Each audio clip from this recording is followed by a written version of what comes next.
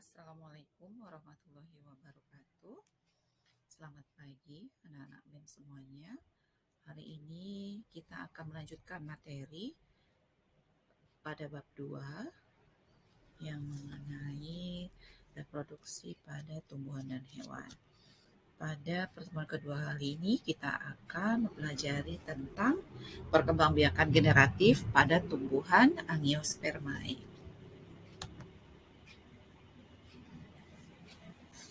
Yang pertama adalah penyerbukan atau polinasi. Penyerbukan adalah proses menempelnya serbuk sari ke kepala putik.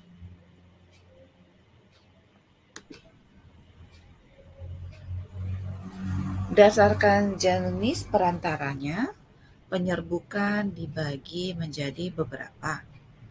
Yang pertama adalah anemogami. Anemogami adalah penyerbukan yang dibantu oleh angin. Ciri-ciri bunga pada penyerbukan anemogami adalah tangkai bunga mudah bergoyang, bunganya berukuran kecil, berjumlah banyak, dan ringan. Yang ketiga, dia tidak menghasilkan nektar atau bau.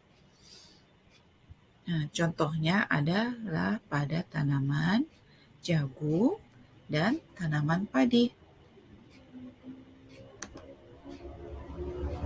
Yang kedua yaitu entomogami, yaitu penyerbukan yang dibantu oleh serangga.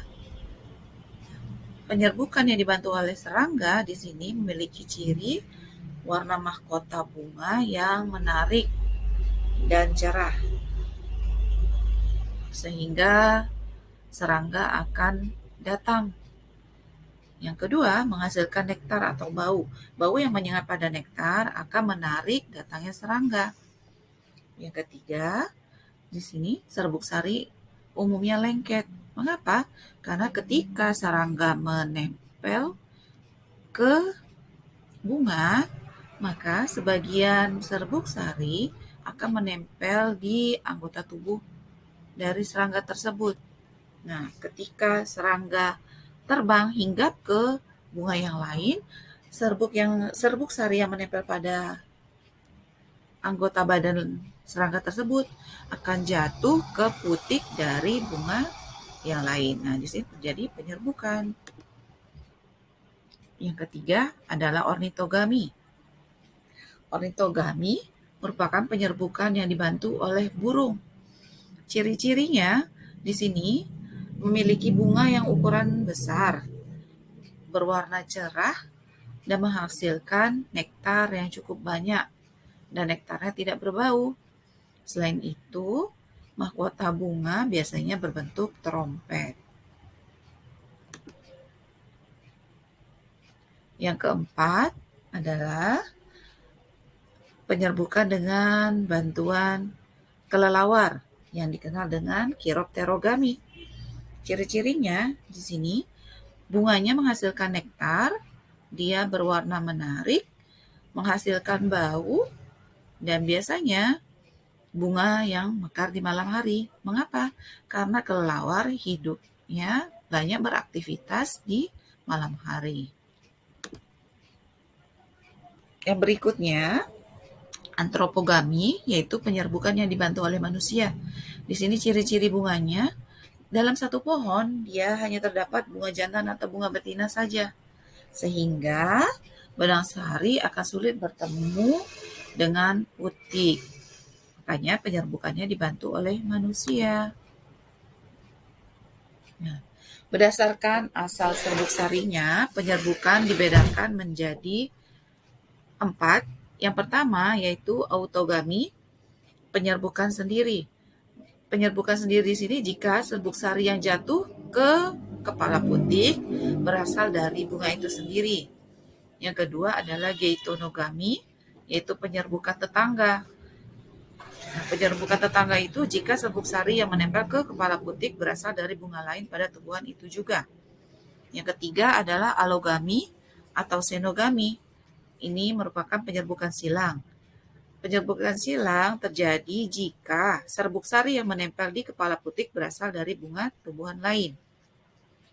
Yang keempat adalah hibridogami, yaitu penyerbukan bastar, di mana jika serbuk sari yang menempel di kepala putik berasal dari bunga pada tumbuhan lain yang berbeda jenisnya.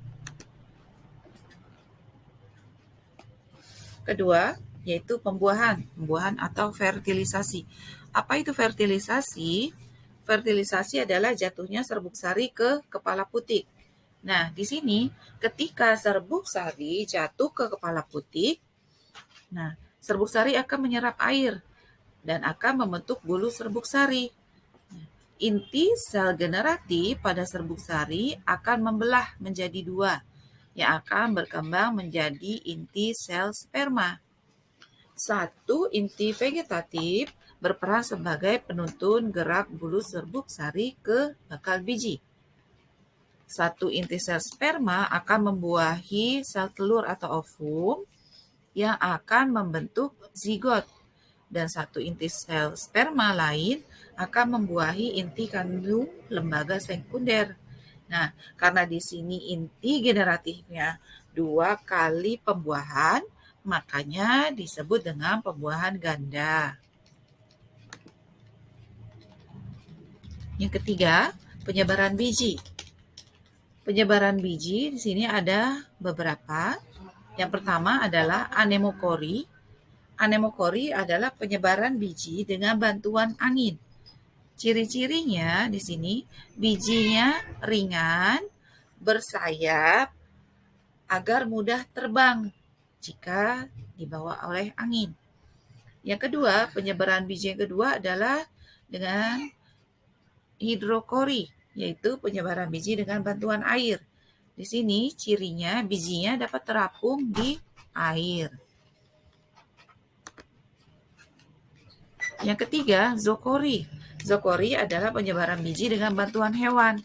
Nah, perantara hewan di sini terbagi menjadi 4, yaitu pertama, entomokori.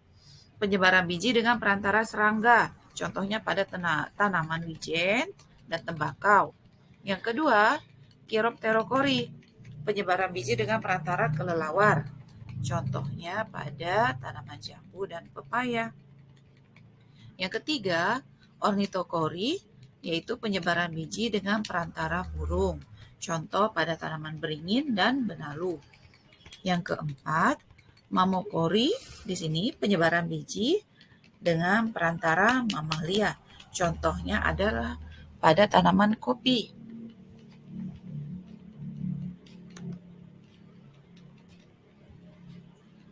Yang keempat, yaitu antropokori, penyebaran biji dengan bantuan manusia. Di sini, biji tersebar secara tidak sengaja. Dia memiliki struktur mudah melekat pada pakaian. Contohnya pada tanaman rumput. Sering kita memijak rumput tanpa sengaja, biji dari rumput akan menempel pada pakaian kita. Yang keempat, yaitu perkecambahan. Apa itu perkecambahan? Perkecambahan adalah berakhirnya masa dormansi biji dan mulai tumbuh menjadi tumbuhan baru. Di sini biji mulai berkecambah, mengeluarkan akarnya. Nah, apa itu dormansi?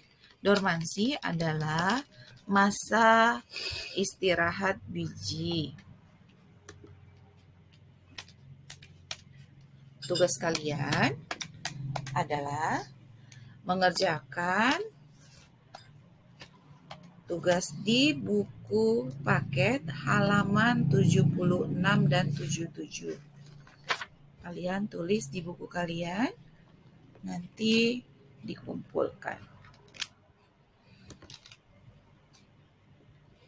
Terima kasih telah mengikuti pelajaran MEM pada pagi ini.